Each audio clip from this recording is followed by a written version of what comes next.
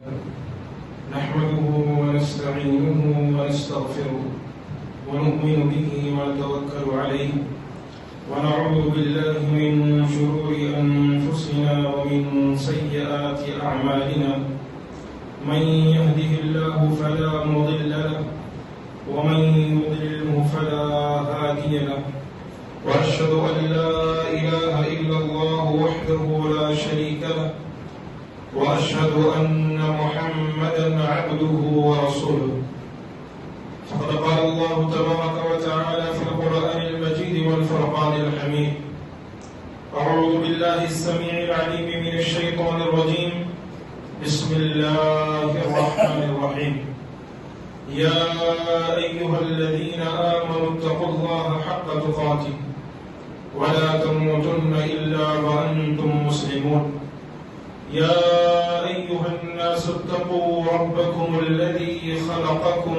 من نفس واحدة وخلق منها زوجها وبث منهما رجالا كثيرا ونساء واتقوا الله الذي تساءلون به والأرحام إن الله كان عليكم رقيبا يا أيها الذين آمنوا اتقوا الله وقولوا قولا سديدا يصلح لكم أعمالكم ويغفر لكم ذنوبكم ومن يطع الله ورسوله فقد فاز فوزا عظيما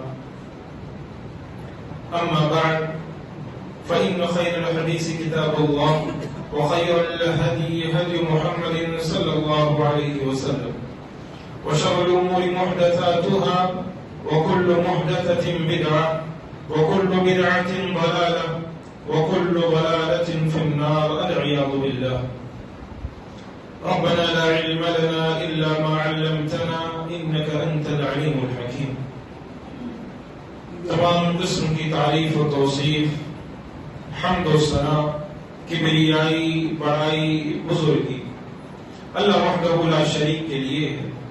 درود و سلام ہو تمام انبیاء کرام پر، خصوصاً امام اکرم، ہادی عالم، شافی محشر، ساقی کوثر محمد اکرم صلی اللہ علیہ وآلہ وبارک وسلم۔ اور سامعین کرام، اللہ تبارک و تعالی نے آدم علیہ السلام سے لے کر محمد الرسول اللہ صلی اللہ علیہ وآلہ وسلم تک نبیوں کے اس سلسلے میں، رسولوں کے اس سلسلے میں ایک چیز جو ہمیشہ سے چلی آ رہی تھی، وہ چیز یہ تھی کہ فطری طور پر اللہ تبارک و تعالی نے انسانوں کے اندر ایسی چیز رکھی ہے کہ جس کی وجہ سے انسان اس کی جانب بڑھتا ہے، اسے کہا جاتا ہے شادی، نکاح۔ فطری طور پر اللہ تبارک و تعالی نے انسان کے اندر عورتوں کی جانب ان کا رجحان بڑھنا، یہ فطری ہے، اور اگر اس کو شرعی طریقے سے اپنایا جائے تو شادی کہا جاتا ہے، اور غیر شرعی طور پر گناہ کے ذریعے، حرام کاری کے ذریعے اپنایا جائے تو زناکاری کہا جاتا ہے۔ اور اسلام نے شادی کو اس لیے جائز قرار نہیں دیا کہ صرف اس شادی کے اندر ڈھول تاشے، گانے بجانے بجیں یا خوشیوں کا ایک موقع بنے، نہیں۔ شادی کا مطلب یہ ہے کہ یہاں سے ایک نئی نسل کی اب شروعات ہوگی، یہاں سے ایک نیا خاندان، ایک نیا قبیلہ، ایک نئی قوم بنے گی، یہاں سے ایک نئے لوگ پیدا ہوں گے، یہاں سے ایک نئی نسل نکلے گی جو آنے والے لوگوں کے اندر، جو آنے والے لوگوں کو اگر اسلام پر رہے گی تو دین اسلام پھیلائے گی، اور اگر گناہ کاری کی جانب، غلط کام کی جانب وہ رہے گی تو آنے والی جو ہے قوم کو وہ گناہ کی جانب لے کر جائے گی۔ اسی لیے تو کہا جاتا ہے کہ والد اسلام نے کیا کہا، شادی سے قبل تم دیکھو کہ لڑکی اور لڑکا دونوں دیندار ہونے چاہیے۔ کیوں؟ اسلام نے کیوں یہ شرط لگائی کہ دونوں دیندار ہونے چاہیے؟ کیونکہ ان دونوں سے جب آنے والی قوم پیدا ہوگی دونوں کے ذریعے سے آنے والی قوم بہتر بنے گی، اچھی بنے گی۔ اور اگر یہ دونوں گناہ میں ملوث رہیں گے، یہ دونوں دیندار نہیں رہیں گے، دونوں میں سے کوئی ایک غیر دیندار رہے گا، گناہوں کے کام کرے گا، حرام کام کرے گا، تو آنے والی نسل بھی جو ہے خراب ہو جاتی ہے۔ اسی لیے اسلام نے شادی کے اوپر زور دیا۔ شادی اور ایک ایسی چیز ہے جس کے بغیر یہ دنیا چلنا ناممکن ہے۔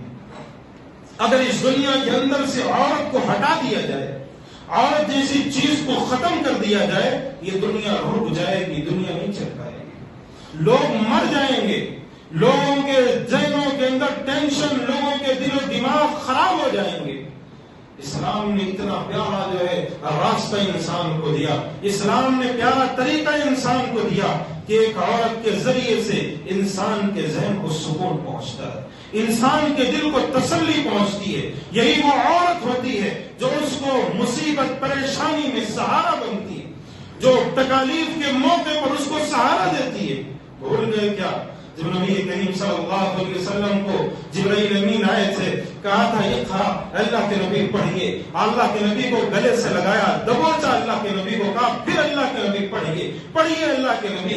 تو اللہ کے نبی کریم صلی اللہ علیہ وسلم نے کہا ما انا بقاری، مجھ کو پڑھنا نہیں آتا، میں پڑھا لکھا نہیں ہوں۔ اور فرشتے نے کہا اقرا بسم ربک الذی خلق، اپنے رب کے نام سے پڑھیے جس نے آپ کو پیدا کیا۔ اس کے بعد اللہ کے نبی کریم صلی اللہ علیہ وسلم جب گھر پہنچے تو ڈر اور خوف کے مارے کیا کہہ رہے تھے، خدیجہ مجھے کمبل اڑا دو، خدیجہ مجھے کمبل اڑا دو، خدیجہ مجھے کمبل اڑا دو۔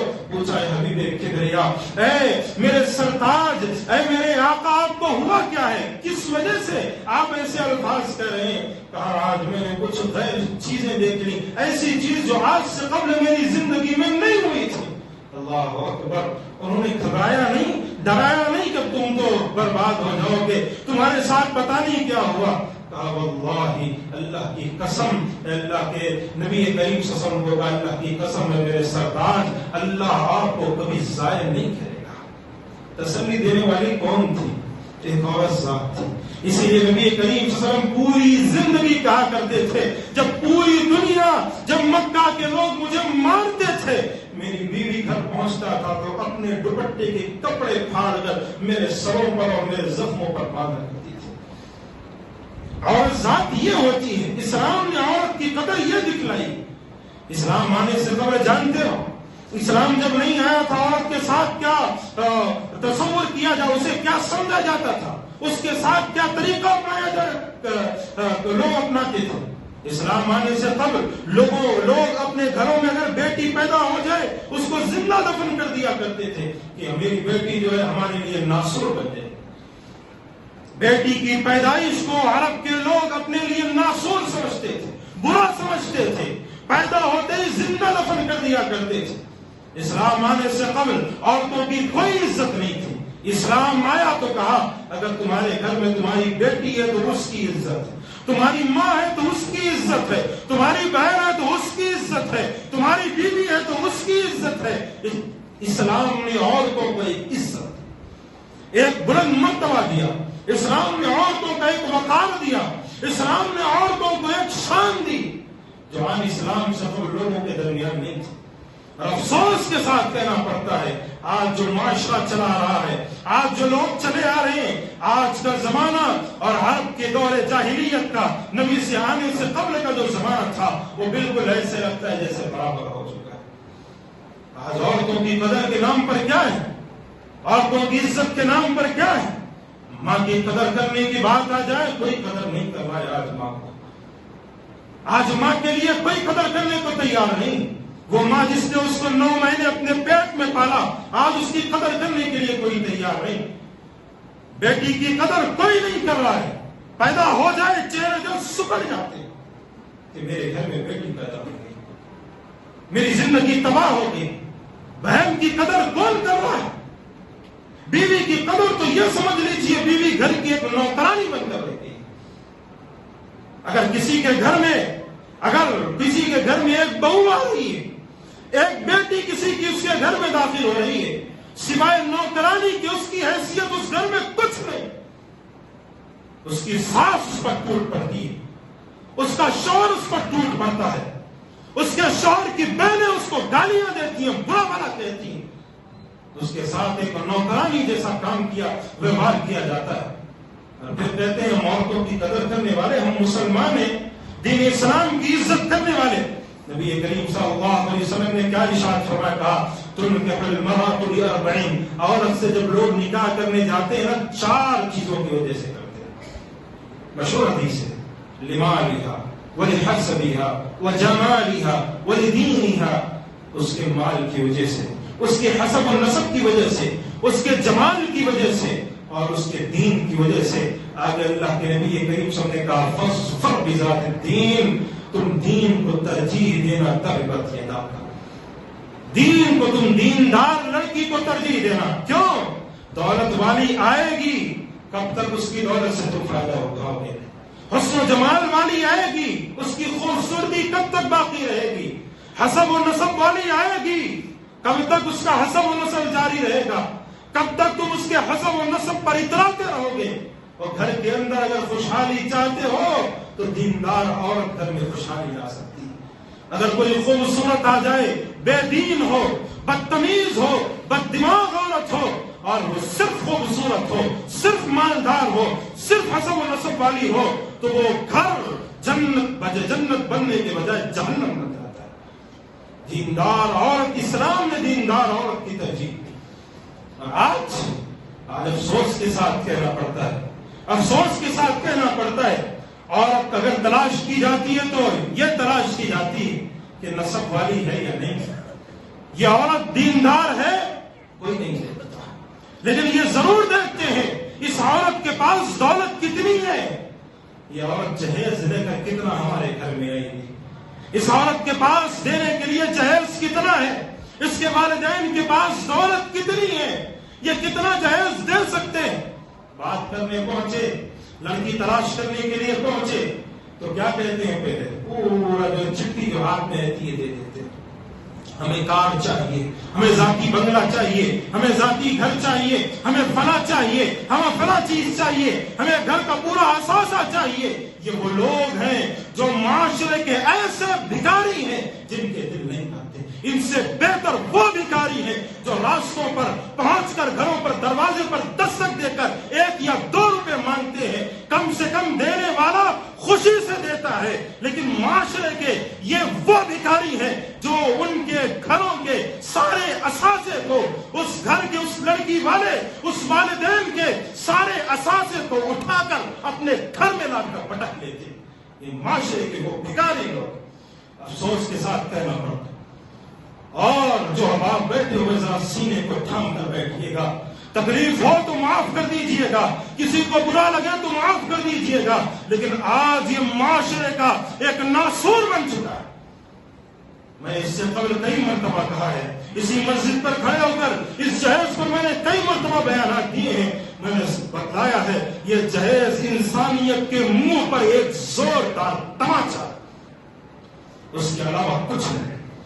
آج پورا معاشرہ جہیز کے پیچھے لگتا ہے۔ جب تک جہیز دینے والی لڑکی نہ مل جائے شادی نہیں کریں گے۔ اور دیندار لڑکی کون دیکھ رہا ہے؟ دیکھتے ہیں لڑکی کتنی پڑھی لکھی ہے، اور اگر کہا جائے لڑکی عالمہ ہے، فاضلہ ہے، نہیں، ہمیں تو MBA کی ہوئی لڑکی چاہیے، ہمیں جو ہے ڈگری کی ہوئی لڑکی چاہیے، ہمیں فلاں ڈاکٹر لڑکی چاہیے۔ میرا بیٹا ڈاکٹر ہے، میں نے 80-90 لاکھ اپنے بیٹے کو پڑھانے پر خرچے کیے ہیں۔ جب تک یہ لڑکی والے اتنے پیسے نہیں دیں گے میں اپنی بیٹے کی شادی اس سے نہیں کراؤں گا۔ عجیب ماجرا ہے، عجیب ماجرا ہے پیارے دوستو، عجیب ماجرا ہے کہ آج لوگ بھکاری بن چکے ہیں۔ آج ایسے لوگ جو دولت والے ہیں، جن کی کوٹھیاں ہیں، جن کے بنگلے ہیں، جن کے بڑی بڑی جائیدادیں ہیں، وہ بھی اپنی جو ہے بیٹے کی شادی کے موقع پر بھکاری بن جاتے ہیں۔ عجیب ماجرا ہے اس معاشرے کا کہ لڑکے کے جنم ہوتے ہی سمجھ لیتے ہیں کہ یہ میرا بیٹا 10 یا 15 لاکھ کا ٹکٹ ہے۔ افسوس کے ساتھ کہنا پڑتا ہے پیارو، اس معاشرے کے اندر، اس دنیا کے اندر، اس سرزمین کے اوپر آج کیا ہو رہا ہے؟ واقعات آپ کی نگاہوں کے سامنے ہیں۔ کتنی لڑکیوں نے آج اسی معاشرے کے اندر خودکشی کر لی. کتنی لڑکیوں نے جہیز نہ ملنے کی وجہ سے اپنی جان کا نذرانہ پیش کر دیا. کتنی لڑکیوں نے جہیز نہ ہونے کی وجہ سے گلے میں پھانسی کے پھندے کو گلے کا ہار سمجھ کر لٹک گئی. کتنے والدین آج بھی گھر میں اکیلے بیٹھ کر اپنی سسیاں باندھ رہے ہیں کہ میری بیٹی جوان ہو گئی ہے لیکن دینے کے لیے میرے پاس جہیز نہیں. کتنے گھرانے ایسے ہیں آج جن گھرانوں کے اندر سے عورتوں کی لڑکیوں کی شادیوں کی بارات نکلنے کے بجائے ان گھرانوں کے اندر سے جنازے نکل رہے ہیں. کتنے ایسے معاشرے میں آج لوگ ہیں کوئی لڑکی خودکشی کر لے, کوئی لڑکی خود کو مار لے, کہنے والے ہزاروں آ جاتے ہیں, بولنے والے ہزاروں آ جاتے ہیں, بتانے والے ہزاروں آ جاتے ہیں. یہ خودکشی ہو گئی, جہیز مت لو, جہیز مت دو. اور یہ بدبخت جو کہتے ہیں وہ خود جہیز لے کر شادی کرتے ہیں. افسوس کے ساتھ کہنا پڑتا ہے. ایک لڑکی اپنے آپ کو اپنی جان کا نذرانہ پیش کر دے, خودکشی کر لے اس وجہ سے کہ اس کے پاس دینے کے لیے پیسے نہیں تھے, پورا معاشرہ کھڑا ہو جاتا ہے. بڑا غلط ہوا, بڑا افسوس ہو رہا ہے آج کے ان مردوں پر, آج کے ان لڑکوں پر اور خصوصاً ان کے والدین پر. ہمیں افسوس ہو رہا ہے, ایسا نہیں ہونا چاہیے تھا. زبان سے لفظ ادا ہو رہا ہے. اسی بغل میں ان کی اپنی گھر کے بغل میں پڑوسی کی بیٹی پڑی ہوئی, پڑھی لکھی ہے, عالمہ فاضلہ ہے, لیکن نہیں, اپنے بیٹے کی شادی اس لڑکی سے نہیں کریں. اپنے بیٹے کی شادی اس لڑکی سے نہیں کرائیں گے. کیوں؟ کیونکہ یہ پڑوس میں نا, یہ دولت کتنی لے کر آئے گی, پیسہ کتنا لے کر آئے گی, تلاش کرتے ہیں پیسے کا اور پھر کہتے ہیں بھائی جہیز نہیں لینا چاہیے. کیا ماجرا ہے, کیا معاشرہ ہے, کیا لوگ ہیں, کیا زمانہ چل رہا ہے. بڑا افسوس ہوتا ہے, بڑی تکلیف ہوتی ہے ان لوگوں کو دیکھ کر. نبی اسی لیے کہا تھا کہ لوگوں دیندار لڑکی کو ترجیح دینا, دیندار لڑکی تمہاری زندگی بہتر بنا سکتی ہے. چلو کم سے کم اگر لڑکی جہیز لے کر تمہارے گھر پہنچے گی بھی نا تو پھر تمہاری چلنے نہیں دیتی, پھر تم اس لڑکی کے جو ہے پلو کو پکڑ کر گھومتے پھرنا, پھر تمہیں تانے دے گی وہ کہ میرے باپ نے تجھ کو گاڑی دی ہے, آج تو جس گاڑی پر چل رہا ہے یہ میرے باپ کی دی ہوئی ہے, جس بستر پر آج تو سو رہا ہے اس میرے باپ نے اسے دیا. پھر وہ تانے دے گی. اور بڑا افسوس ہوتا ہے یہ بھی سن کر کہ جہیز مانگنے کے لیے گھروں کی جو عورتیں ہوتی ہیں, مائیں ہوتی ہیں, لڑکے کی والدہ ہوتی ہے, وہ باضابطہ طور پر کہتی ہے کہ میرے بچے کے لیے اتنا جہیز چاہیے. اور چلو ایک مرد مانگتا ہے تو یہ سمجھ سکتا ہوں, اس کو پتا نہیں ہے لڑکی کی کیا تکلیف ہوتی ہے, لیکن ایک عورت ذات ہو کر ایک عورت ذات کو تکلیف دیتے ہو, تمہیں شرم نہیں آتی؟ تم خود ایک عورت ذات ہو, تمہاری بھی شادی ہوئی تھی, آج تمہارا بیٹا جوان ہے, اس سے قبل تمہارے باپ نے بھی تم کو جہیز کے لیے کتنی کوششیں کی, کتنے پیسے برباد کیے, کتنے پیسے لگائے. آج جب اتنے پیسے لگا کر تمہیں جہیز دیا, آج تمہارا بیٹا جوان ہو گیا, اب تم چاہتی ہو کہ اگر میں جہیز لے کر گھر میں آئی ہوں تو جو میری بہو گھر میں آئے گی وہ بھی جہیز لے کر آئے گی. بڑا افسوس ہوتا ہے آج اس معاشرے کے اندر جہیز کی لعنت نے کئی گھرانوں کو تباہ کیا, اس جہیز کی لعنت نے کئی لوگوں کو مار ڈالا, کئی لوگوں کو خودکشی کرنے پر مجبور کر ڈالا. ایک شعر یاد آتا ہے میر تقی میر کا کہ انہوں نے, اور آج یہ شعر آج کے ان والدین پر جن کے گھروں سے ان کی بیٹیوں کی لاشیں اٹھ رہی ہیں, جن کے گھروں سے ان کی بیٹیوں کے جنازے اٹھ رہے ہیں, جن کی بیٹیوں کے ان کے گھروں سے ان کی بیٹیوں کے جنازے نکل رہے ہیں, جو اپنی بیٹی کے جنازے کو, اپنی بیٹی کی لاش کو اپنی نگاہوں کے سامنے دیکھتے ہیں, زاروں قطار رونے لگتے ہیں. وہ والدین سوچتے ہیں بیٹی کو تو میں نے ڈگری دے دی, بیٹی کو میں نے سب پڑھا دیا, بیٹی کو میں نے جہیز بھی دیا تھا, لیکن ان بدبختوں نے, ان بھکاریوں نے میری بیٹی کو مار ڈالا. اللہ اکبر. میر تقی میر کا وہ شعر یاد آتا ہے کہ جب انہوں نے اپنی بیٹی کو ودا کیا, اپنی بیٹی کو گھر اس کے جو سسرال بھیجا, کچھ دنوں میں ان کی بیٹی فوت ہو گئی. بیٹی کے لاش پر کھڑے ہوئے, بیٹی کے جنازے پر کھڑے ہوئے, انہوں نے کہا اب آیا خیال, اب آیا خیال اے آرام جان اسنا مرادی میں, اب آیا خیال اے آرام جان اسنا مرادی میں, کفن دینا بھول گیا تھا تمہیں اسباب شادی میں. آج یہی حالت ہے معاشرے کی, آج یہی حالت ہے کہ آج والدین یہ سوچتے ہیں کہ آیا جہیز دے رہا ہوں تو ساتھ میں اپنی اس بیٹی کو کفن بھی دے دو کہ پتہ نہیں یہ بدبخت اسے کفن بھی پہنائیں گے. پورا معاشرہ تباہی و بربادی کے دہلیز پر. میں اکثر کہتا ہوا آیا ہوں یہ بات کہ لوگوں جہیز مانگنا چھوڑ دو. جہیز مانگنا چھوڑ دو. اپنی اگر بیٹوں کی شادیاں کرانا چاہتے ہو مرد بنو. تم مرد بنو. قرآن مجید نے کہا الرجال قوامون علی النساء. مردوں کو اللہ نے عورتوں پر فضیلت دی ہے. اسی وجہ سے فضیلت دی ہے.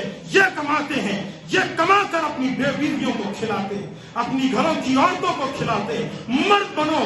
اور اگر تمہیں جہیز مانگنے کا اتنا ہی شوق ہے, جہیز طلب کرنے کا اتنا ہی شوق ہے, تو اللہ کے یہ بندو جو یہ جہیز مانگتے ہیں ان لڑکیوں سے مانگنے کے بجائے آ جاؤ اس مسجد کے باہر یا مسجدوں کے باہر بیٹھ جانا. جانے والے لوگ تمہیں ٹھیک دے کر چلے جائیں گے. ہو سکتا ہے تمہاری مراد اس سے پوری ہو جائے. جہیز کیا کرتے ہو؟ کن گھرانوں کو تباہ کرو گے؟ کیسے معاشرے کو تباہ کرو گے؟ کیسے معاشرے کو ناسور بناؤ گے؟ کیسے معاشرے کے اندر یہ فتنے اس قسم کی جو برائیاں پھیلاؤ گے؟ ابھی کچھ دنوں قبل کا واقعہ, لڑکی نے خودکشی کی. حالانکہ غلط ہے, بالکل غلط ہے, حرام ہے, جائز نہیں ہے. اس کا یہ عمل بالکل گھٹیا قسم کا تھا. لیکن اس کو یہ عمل کرنے پر مجبور کس نے کیا؟ اس کے ماں باپ نے, وہ لوگ, اس کے بھائی نے, اس کی بہنوں نے, اس کے ماں باپ نے اسے تکلیف دی.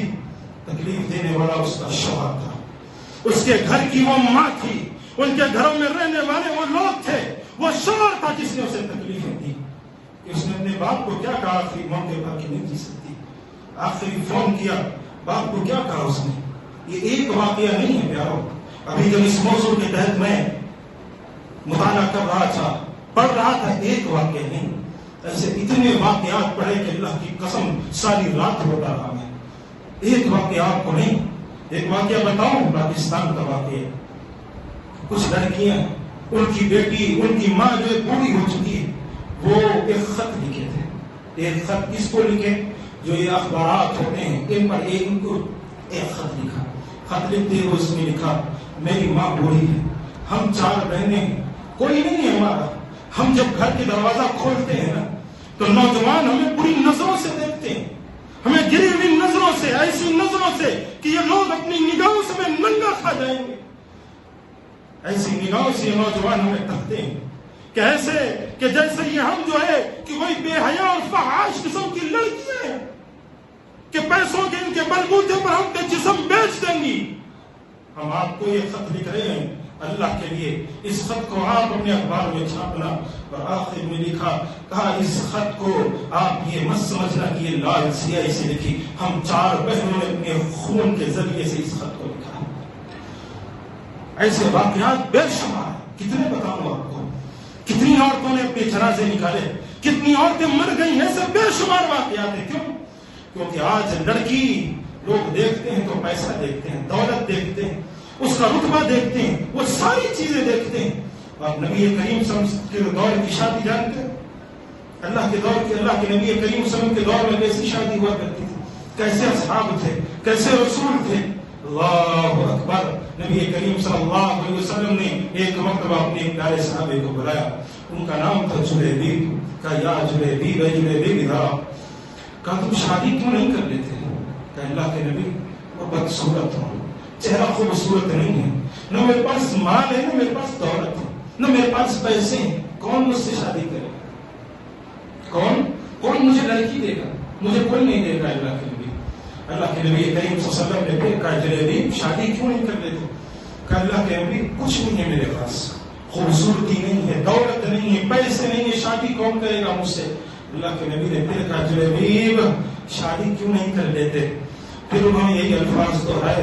اللہ کے نبی نے کہا اے جلیبی جاؤ فلاں انصاری گھر میں جاؤ, فلاں انصاری گھرانے میں جانا اور انہیں کہنا کہ نبیوں کے امام نے تمہیں سلام سنایا, اللہ کے نبی نے تمہیں سلام سنایا ہے, اور ساتھ میں ان سے کہنا کہ اپنی بیٹی کی شادی تم سے کرا دیں. اللہ اکبر. وہ گئے صاحب, وہ صحابی گئے, دروازے کو دستک دی, اندر سے آواز آئی کون؟ کہا میں جلیبیب ہوں. کہا میں نہیں پہچانتا. ہم نہیں پہچانتے آپ کون ہیں, ہمیں نہیں پتا آپ کون ہیں. والد باہر نکلا, دروازہ کھولا, پوچھا کیا وجہ ہے؟ کہا اللہ کے نبی کریم صلی اللہ علیہ وسلم نے آپ کو سلام سنایا. خوشی کے مارے پوچھ پڑے, کودنے لگے خوشی کے مارے. خوشی کا کوئی سہارا نہیں تھا کہ نبی کریم صلی اللہ علیہ وسلم نے ہمیں سلام پہنچایا, ہمیں سلام اللہ کے حبیب نے پہنچایا. خوشی اتنی کہ اندر گھر میں گئے, بیٹی کو بتایا, ماں کو بتایا, اللہ کے حبیب نے ہمیں سلام بھیجا ہے, ہمیں سلام بھیجا ہے. اللہ کے حبیب میں سارے خوش ہو گئے. پھر انہوں نے کہا کہ اللہ کے نبی نے کہا ہے کہ آپ اپنی بیٹی کی شادی مجھ سے کرا دیں. اب یہیں پر مالک نے کہا کیسے کرا دوں؟ آپ کے پاس پیسے نہیں, آپ کے پاس خوبصورتی نہیں, آپ کے پاس کوئی چیز موجود نہیں, اپنی بیٹی کی شادی میں آپ سے کیسے کرا دوں؟ کہا بھی وقت دو, میں اپنی جا کے بیوی سے پوچھ کر آتا ہوں. گئے, اس لڑکی کی ماں سے بات کی. ایسے ایسی بات ہے, اللہ اکبر, بغل میں لڑکی بیٹھی ہوئی تھی. بغل میں جو لڑکی تھی وہ بیٹھی ہوئی تھی. اس نے یہ سارا ماجرا سنا, یہ ساری چیزیں سنی. تو بغل میں لڑکی نے کہا کہ جو لڑکی بیٹھی ہوئی تھی, اس نے سارا ماجرا سننے کے بعد اپنی والدین سے با پردہ نگاہوں کو نیچے کرتے ہوئے کہا کہ کیا تم نبی کے فرمان کی مخالفت کرنا چاہتے ہو؟ یہ گھرانہ ہوتا ہے. اس لڑکی نے کہا کیا تم نبی کے فرمان کی مخالفت کرنا چاہتے ہو؟ اللہ کے نبی نے کہا ہے میری شادی اس صحابی سے ہونی چاہیے, اس شخص سے ہونی چاہیے, تو تم کیوں نہیں کرا دیتے؟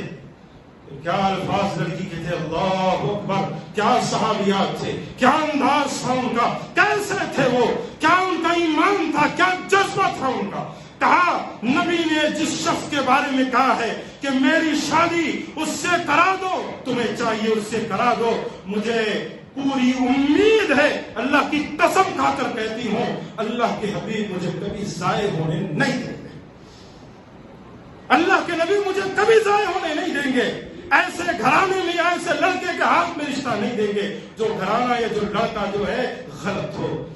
اللہ اکبر. پھر شادی ہوئی, والد پہنچا نبی کریم کے دربار پر. اللہ کے نبی نے نکاح پڑھایا, دعائیں دی, اللہ ان دونوں گھرانوں کے اندر, ان دونوں جوڑوں کے درمیان محبت پیدا کر دے, اور ان کے سینوں کے اندر پیار و محبت بھر دے, اور ان کو تکالیف مشکلات سے دور رکھ. اس کے بعد ایک نیا گھرانہ اسی مدینہ منورہ میں بسا.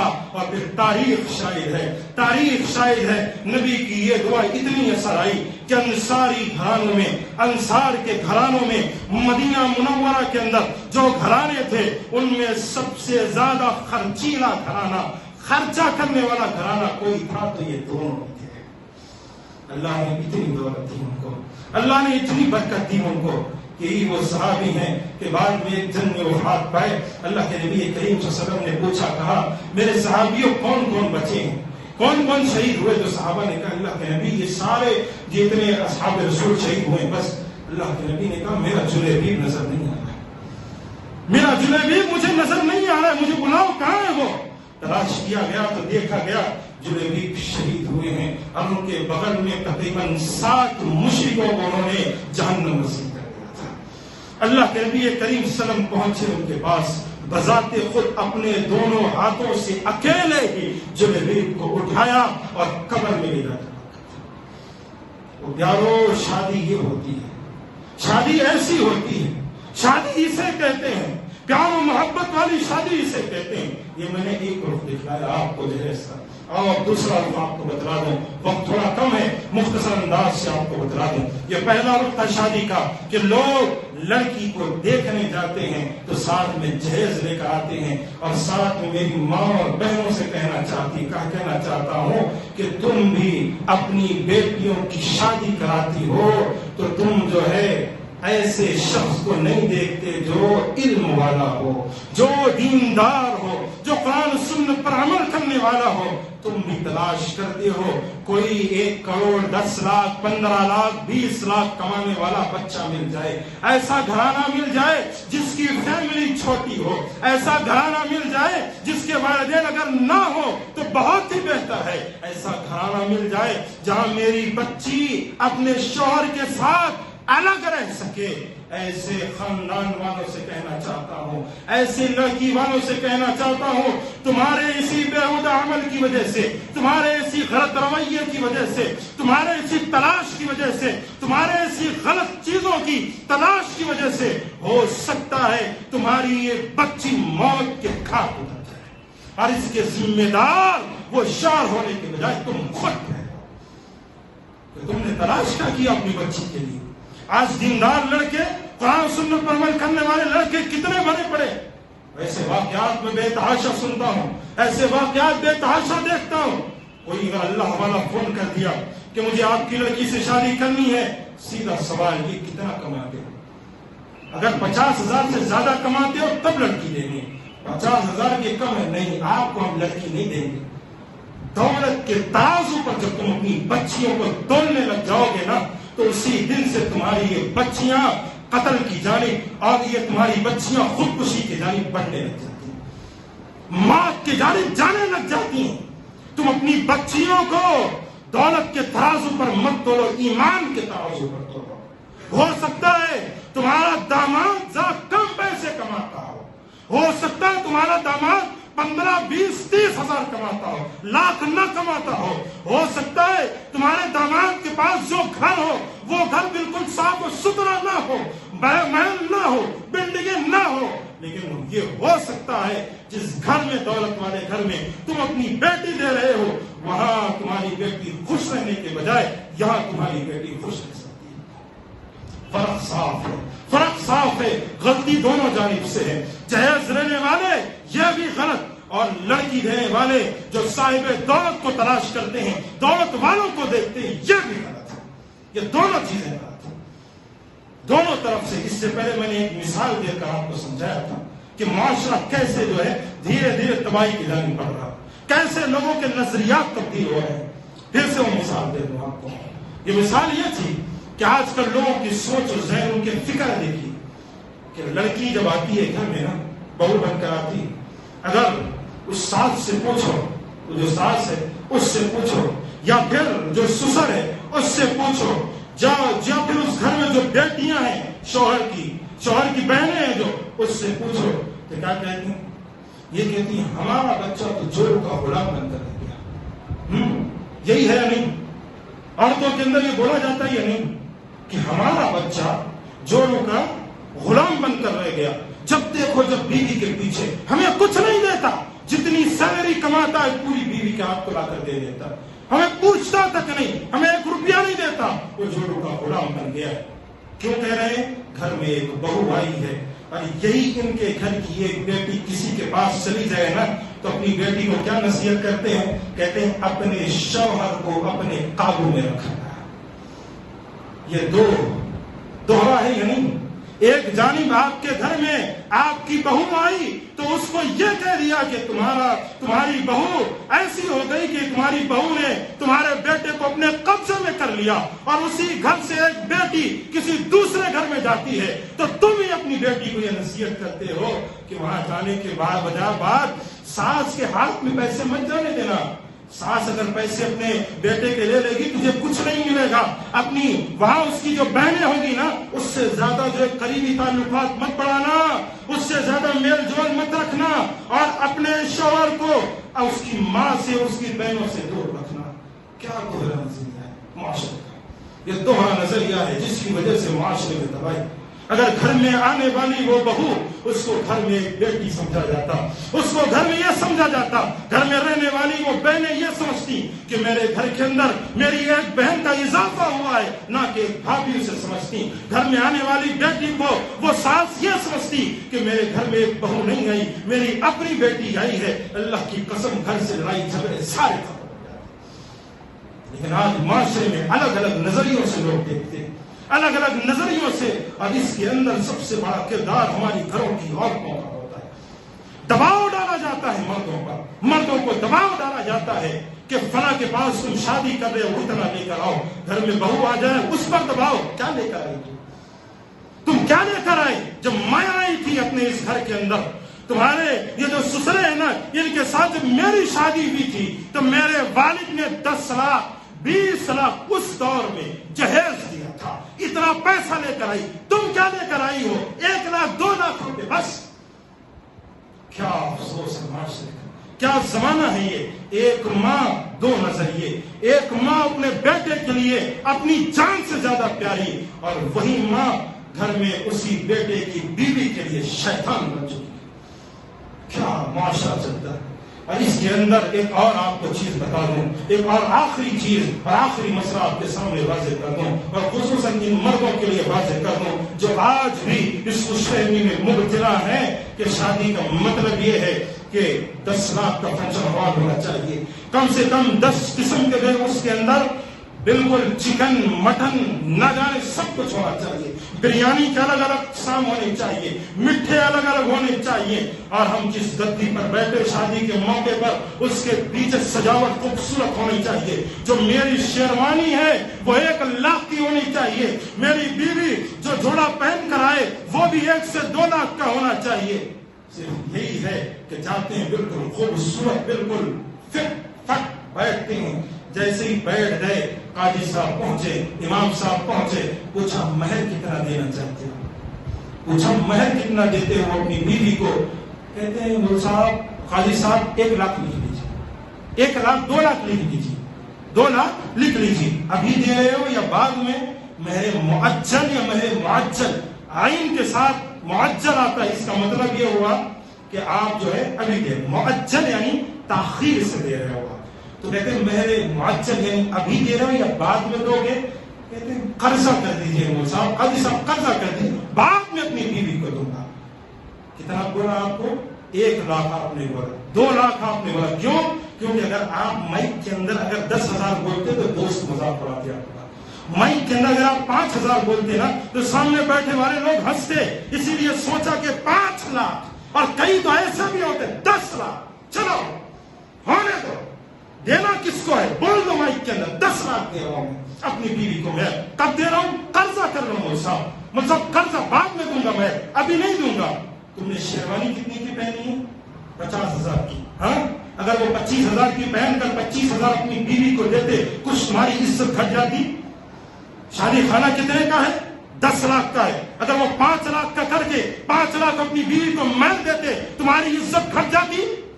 اور شادی خانہ 10 لاکھ کا ہونا چاہیے، اور شادی واقعی نہیں ہوئی اگر تم نے مہر دیا نہیں.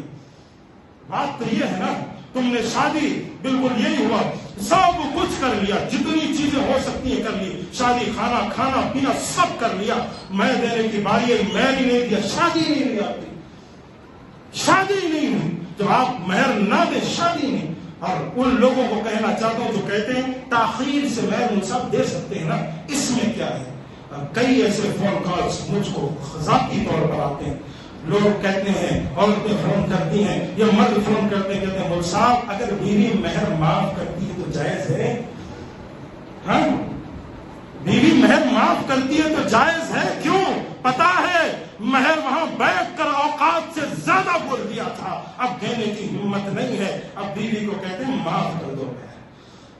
بیوی کو مہر معاف کراتے ہو، بیوی کو مہر معاف کروا کر سمجھتا ہوں کئی ایسے جن کی زندگیاں بیت جاتی ہیں بیوی کو مہر نہیں دیتے. اللہ کے بندوں مہر دے دینا. شادی کرا رہے ہو اپنے بیٹوں کی، اپنی بیٹیوں کی، یا پھر اپنے گھروں کے اندر شادی کروا رہے ہو، اللہ کے پیاروں مہر دو اسی وقت مہر دو. اور مہر بالکل اچھی طریقے سے دینا چاہیے. اور ان جہیز خوروں سے کہنا چاہتا ہوں جو جہیز لیتے ہیں میں ان کو اجازت دیتا ہوں جاؤ جہیز لو. اگر 10 لاکھ کا تم جہیز لے رہے ہو 10 لاکھ کا مہر اپنی بیوی کو دے دینا، جہیز لے سکتے ہو. تو بس صاف بات ہے، 10 لاکھ کا اگر تم جہیز لے رہے ہو 10 لاکھ تم اپنی بیوی کو ضرور دو مہر کے طور پر. ورنہ پھر یہ ہاتھوں کو مت پھیلاؤ کہ جہیز تو لینے کی باری، گھر میں بیوی بعد میں آئے گی، جہیز پہلے گھر میں آئے گا، بیوی بعد میں آئے گی، مہر بیوی پہلے آئے گی، مہر بعد میں آئے گا. عجیب معاشرہ، عجیب معاشرہ ہے، عجیب لوگ ہیں. پیارو اللہ کے نبی کریم صلی اللہ علیہ وسلم نے روکا ہے. اور جو لوگ مہر نہیں دیتے وہ در حقیقت ان کی بیوی نہیں ہے بلکہ ساری زندگی زنا کرتے ہیں. یہ بھی یاد رکھیے گا. مہر دے دیا کرو، مہر وقت پر دو، اور اتنا دو کہ جتنا تمہاری حیثیت ہو. ایسے نہ ہو کماتے تو 5 لاکھ ہو، بیوی کو 5,000 مہر دے رہے ہو نا. اور لڑکی والوں سے کہنا چاہتا ہوں والدین سے ایک آخری نصیحت کرنا چاہتا ہوں کہ اپنی بچیوں کو جب مہر مل جائے نا، اللہ کے لیے وہ مہر ان لڑکی کے والدین سے کہنا چاہتا ہوں اپنے قبضے میں کر لو، اللہ کے لیے اپنے ہاتھ میں لے لینا، 1 مہینے 2 مہینے کے بعد اپنی بیٹی کو مہر واپس کرنا۔ ورنہ کتنے بدبخت یہ قوم ہے، اتنے گندے لوگ آج معاشرے میں، ساروں کا نہیں کہتا جاؤ، لیکن کچھ موجود ہیں ایسے کہ شادی کے دوسرے دن اپنی بیوی سے مہر مار لیتے ہیں، وہ مہر شادی کے دوسرے دن اپنی بیوی سے لے لیتے ہیں۔ اس لیے بہت گندی چیز ہے۔ یہ سارے مسائل میں نے سوچا آپ کے سامنے رکھ دوں، وقت زیادہ ہو گیا ہے اور اسی لیے میں نے مختصر انداز سے سارے مسائل جتنے میں ممکن ہو سکا میں نے رکھ لیا۔ آخر میں آج کل ایک رجحان معاشرے کو پھیلتا جا رہا ہے جسے کہا جاتا ہے خودکشی کرنا۔ لوگ ڈپریشن کا شکار ہوتے جا رہے ہیں، لوگ سمجھتے ہیں خودکشی کرنے سے جو زندگی بہتر ہو جائے گی۔ یاد رکھیے گا قرآن مجید نے کہا ہے وَلَنَبْلُوَنَّكُمْ بِشَيْءٍ مِّنَ الْخَوْفِ وَالْجُوعِ وَنَقْصٍ مِّنَ الْأَمْوَالِ وَالْأَنفُسِ۔ اللہ تبارک و تعالیٰ تمہیں آزمائے گا، وَلَنَبْلُوَنَّكُمْ بِشَيْءٍ مِّنَ الْخَوْفِ، خوف سے آزمائے گا، بھوک سے آزمائے گا، اولاد کو کم کر دے گا، اولاد کو زیادہ دے کر آزمائے گا، اولاد کو کم کر کے آزمائے گا، اولاد نہ دے کر آزمائے گا۔ اللہ تم کو ہر موقع پر آزمائے گا۔ بات صاف ہے، آپ میں کتنی طاقت ہے، آپ میں کتنی قوت ہے، آپ مضبوطی سے ڈٹے رہیں۔ یہ کہنے والے لوگ کہ بھائی ڈپریشن ایسا ہوتا ہے آپ نہیں جان سکتے، خودکشی ایک بندہ کرتا ہے تو اس پر بیتتی ہے اور جتنی بیتتی ہے بیتنے دو، لیکن کوئی شخص اپنی جان نہیں لے سکتا۔ یہ جان اللہ کی جانب سے دیا ہوا ہے، یہ جان اللہ کی ہے، ہماری نہیں ہے۔ ہم اس پر اپنی مرضی نہیں چلائیں گے، یہ میری جان ہے نہیں کہیں گے، یہ اللہ کی جانب سے دی ہوئی جان ہے، اس پر اپنی مرضی نہیں چلائیں گے۔ ہمیں رہنا ہے اس معاشرے کے اندر، بالکل ہی اس معاشرے کے اندر تکلیفیں آئیں گی، مصیبتیں آئیں گی، لیکن پیارو اگر ڈٹ کر مقابلہ کرو گے، اگر سارے لوگ مل کر مقابلہ کرو گے، ہمت کے ساتھ ڈٹ جاؤ گے، چاہے وہ ہماری بہنیں ہوں، چاہے وہ ہماری مائیں ہوں، چاہے وہ ہماری گھروں کی بیٹیاں ہوں، چاہے ہمارے نوجوان بھائی ہوں، چاہے والدین ہو، چاہے کوئی بھی ہو، اگر ڈٹ کر مقابلہ کریں گے، ہمت کے ساتھ جمے رہیں گے تو اللہ نے وعدہ کیا ہے کہ اس دنیا کے اندر تم ایمان پر ثابت قدمی سے ڈٹے رہو۔ ہو سکتا ہے مشکلات کی وجہ سے تم پریشان رہو، جہاں تمہاری آنکھ بند ہو گئی وہاں اللہ تمہارے لیے جنت کے سارے دروازے کھول دے گا۔ اب آپ کو فیصلہ یہ کرنا ہے کہ اس دنیا کے اندر رہ کر، اس دنیا کے اندر خودکشی کر کر آخرت میں جہنم میں جانا ہے، اس دنیا کے مسائل و مشکلات کو جھیل کر وفات پا کر اللہ کے پاس جنت میں جانا ہے۔ ورنہ نبی کریم صلی اللہ علیہ وسلم کی ایک صحیح حدیث موجود ہے، کوئی شخص اپنے اوپر پھانسی لے کر مرتا ہے نا تو جہنم میں اللہ اس کو ویسا ہی عذاب دیتا ہے، جہنم میں ویسا ہی عذاب اس کو ملتا ہے۔ کوئی سمندر میں کود کر ڈوب کر مرتا ہے، جہنم میں بھی اللہ اس کو ویسا ہی عذاب دے گا۔ کوئی کسی بھاری دار چیز سے اپنے پیٹ پہ مارتا ہے نا، جہنم میں اللہ اس کو ویسا ہی عذاب دے گا۔ بس بات آپ کو کرنی ہے، فیصلہ آپ کو کرنا ہے۔ یہ نہیں کہ اس لڑکی نے جیسے کہا کہ مجھے ہواؤں میں بہنا ہے، وہ میری بہن تو چلی گئی لیکن تجھے سمجھانے والا کوئی نہ ملا، اب تو ہواؤں میں نہیں بہتی، تو اللہ کے پاس پہنچ چکی ہے، پتہ نہیں تیرا ماجرا رب کے ساتھ کیا ہو رہا ہے، اللہ تیرے ساتھ کیا کر رہا ہے۔ لیکن یہ کہنا کہ مر جاؤں گی تو بالکل آسانی رہے گی، مر جاؤں گا تو اس دنیا سے ٹوٹ جاؤں گا، نہ، اس دنیا سے بھی زیادہ اگر ہولناک چیز کوئی ہے وہ جہنم کی آگ ہے، اسے برداشت نہیں کر پاؤ گے، پھر وہاں خودکشی کا موقع بھی نہیں ملے گا آپ کو کہ یہاں تو موقع ملا وہاں وہ بھی نہیں ملے گا۔ اس لیے اپنے سینوں کو مضبوط رکھو، سینوں کو کمزور مت رکھو۔ اللہ سے دعا ہے اللہ تو ہمیں جب تک زندہ رکھ، ایمان و اسلام پر زندہ رکھ، اور جب موت دے ہماری زبان سے کلمہ توحید لا الہ الا اللہ جاری فرما۔ اللہ ہم گنہگار و خطا کار ہیں، ہمارے گناہوں کو معاف فرما، الہ العالمین تو ہم پر رحم فرما، اللہ تو ہماری بخشش فرما۔ اللہ جہاں کہیں بھی مسلمان پریشان ہیں ان کی پریشانیوں کو دور کر دے، جو قرض تلے دبے ہوئے ہیں ان کے قرض کے دائی کا بندوبست فرما، جو بیمار ہیں انہیں شفائے کاملہ اور عاجلہ نصیب فرما۔ آمین۔ وآخر دعوانا ان الحمد للہ رب العالمین۔